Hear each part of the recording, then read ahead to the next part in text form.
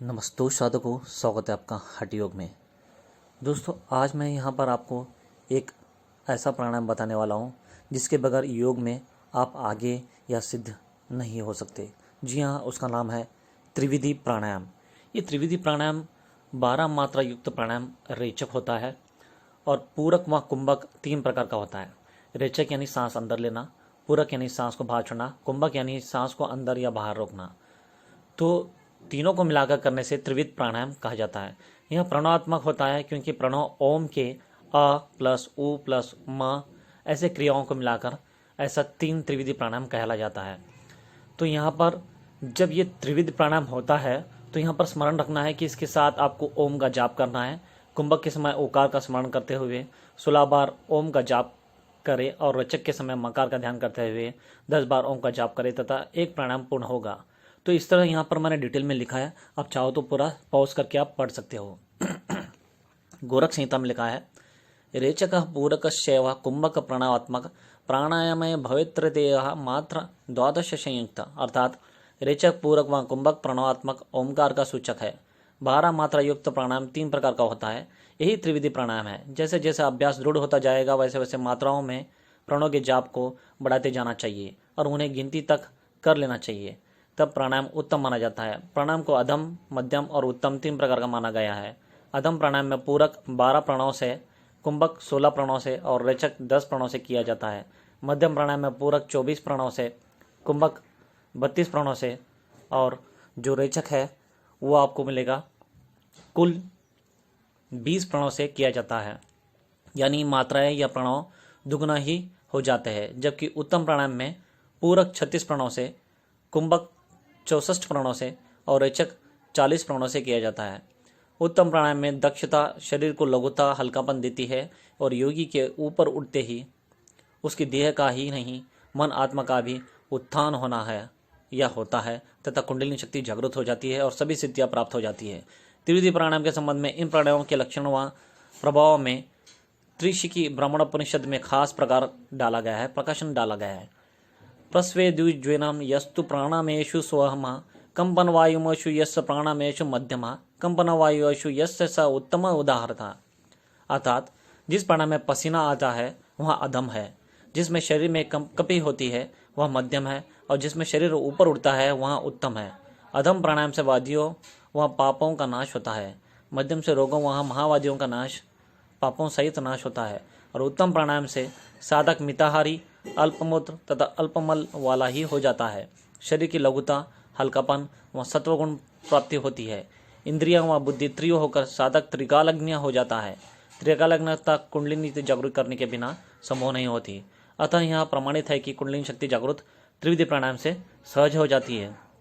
तो यहाँ पर साधकों यही बताया है कि त्रिविधि प्राणायाम कितना महत्व है और कितना सरल है, जिससे आप कुंडलिनी शक्ति जागृत करके योग में बहुत ही आगे एक सिद्ध योगी बन सकते हैं। गोरख संहिता में आगे कहा गया है, पूर्व के 12 कुर्याट कुंभके षोडशे भवेता रेचके 10 ओंकारा प्राणायामस उच्चरते प्रथमे 12 मात्र मध्यमे द्विगुणमतः उत्तमे त्रिगुणा प्रोक्त प्राणायामस्य निर्णयः अधमे चोगधते धर्म कंप भवति मध्यमा उत्तिष्ठत्युक्ते योगी ततो वायु निरोधयत। पूरक में 12, कुंभक में 16 और रेचक में 10। ये ऐसा गोरख संहिता में कहा गया है। जी हाँ, तो हर जगह त्रिविध प्राणायाम के कुछ अलग अलग किस्से कहे गए हैं। रेचक गोरख संहिता में अलग है, घिरण संहिता में अलग है। तो आपको आपके शरीर के हिसाब से जो सहज और अच्छा लगे आप वो कर देना। मध्यम में इससे दुगना व उत्तम में तिगुनी प्रणव होती है। मध्यम प्राणायाम में पसीना आता है, मध्यम में कंपन होता है और उत्तम प्राणायाम के योगी का शरीर ऊपर उठता है, यानी कि वो आसन ऊपर उठता है, यानी वह आकाश की ओर उड़ जाता है। प्रणवात्मक प्राणायाम का अभ्यास करें। अभी कुंभक प्राणायाम की सिद्धि के लिए प्रारंभ में त्रिविधि प्राणायाम ही करना चाहिए। अभ्यास सिद्ध हो जाने पर शरीर को सभी द्वारों को बंद करके कुंभक प्राणायाम किया जाता है और वायु को भीतर ही रोक कर उसे सुषुम्ना में चढ़ाया जाता है। उस समय सहस्रार चक्र में परमात्मा का ध्यान किया जाता है। यह अत्यंत श्रेष्ठ प्राणायाम है। कुंडलिनी जागरण के साथ साथ परमात्मा की ज्योति के अथवा आत्म साक्षात्कार के लिए यह अत्यंत उपयुक्त है। इसके 2 भेद केवल व सहित माने जाते हैं। केवल कुंभक विशेषकर कुंडलिनी जागृत करने के लिए बहुत ही सहायकर है। तो यहाँ पर आगे बताया गया है गोरख क्षेत्र में एक स्पष्ट रूप से उच्चारण यहाँ पर बताया गया है प्राणायाम के रिलेटेड, अर्थात 9 द्वारों को रोककर वायु पान करे, यानी कि पूरक वायु को अंदर लेना है और उसे दृढ़ता से धारण करें, यानी कि कुंभक अंदर ही रोकना है। अग्नि और अपान के योग से जागृत हुई कुंडलिनी को ऊपर स्थिर कर युक्त वायु से संयुक्त करें, अर्थात उसे वहां पर मिला देना है, अर्थात वायु के प्रभाव से कुंडलिनी को ऊपर चढ़ाए। इस प्रकार आत्मा का ध्यान करने वाला योगी जब तक जीवित रहता है तब तक बड़े बड़े योगीश्वरों द्वारा स्तुति योग्य होता है। तो देखिए वहाँ योगी कितना श्रेष्ठ हो जाता है। अगर से वहाँ कुंभक इस त्रिविधि प्राणायाम के साथ कुंभक करता है तो पूरा श्रेष्ठ योगी बन जाता है। तो यहाँ पर आगे कहा गया है, प्राणायामो श्वतेन पातके धन्य पावका ददोदयी मस्तिषेतु पृच्छते योगी भी सदा, अर्थात प्राणायाम के नित्य अभ्यास को पाप रूपी ईंधन को भस्म करने वाले अग्नि के समान तथा भवसागर से पार उतारने वाले महासेतु के समान कहा जाता है। इसलिए कुंभक प्राणायाम करने वाले योगी को सर्वश्रेष्ठ और योगीश्वरों द्वारा स्तुत बताया गया है। कुंभक प्राणायाम के 2 भेद सहित वहाँ केवल है। सहित कुंभक पूरक से युक्त होता है, ऊपर के श्लोकों में दिया गया है, जहाँ पर वायु को रोककर पान कर कुंभक करने की विधि सहित कुंभक प्राणायाम की कही गई है। सहित कुंभक में दक्षता प्राप्त हो जाने पर ही केवल कुंभक करना चाहिए। अब ये केवल कुंभक क्या है? जी हाँ साधकों, केवल कुंभक सबसे श्रेष्ठ कुंभक है। यहाँ पर मैं आपको इसका एक अलग सा वीडियो भी मैंने डाला है ऑलरेडी, आप चाहो तो वो देख सकते हो मेरे चैनल पे। केवल कुंभक पूरक तथा रेचक के बिना होता है। जी हाँ, जहाँ का तहाँ सांस को रोक देना, इसे कहते हैं केवली कुंभक। केवली कुंभक काफी कठिन प्राणायाम है। इसे शनैः शनैः क्रमश त्रिविध प्राणायाम व सहित कुंभक में निपुणता प्राप्त करने के बाद ही आरंभ करना चाहिए। बिना पात्रता उत्पन्न किए केवल कुंभक का अभ्यास घातक हो सकता है और श्वास अवरुद्ध यानी कि चॉकिंग होकर मृत्यु भी संभवित है। अतः पाठकों को पुनः धैर्य व पात्रता का महत्व याद दिलाना आवश्यक है। केवल कुंभक प्राणायाम की सिद्धि कुंडलिनी जागरण करने वाले तथा अनेक चमत्कारी उपलब्धियों वाली कही गई है। रेचक व पूरक सहित कुंभक के अभ्यासी के लिए तीनों कालों में कुछ भी करना कठिन नहीं होता, ऐसा त्रिशिखी ब्राह्मण उपनिषद के अनुसार कहा गया है। तो केवल कुंभक त्रिविध प्राणायाम बहुत महत्व के हैं। यहाँ पर और आगे कहा गया है, केवल कुंभक सिद्धित्रयेषु लोकेषु न तस्य दुर्लभ भवति, अर्थात केवल कुंभक सिद्ध हो जाने पर साधक को तीनों लोकों में कुछ भी दुर्लभ नहीं रहता। इसके अलावा केवल कुंभक प्राणायाम कुंडलिनी जागृत भी करता है।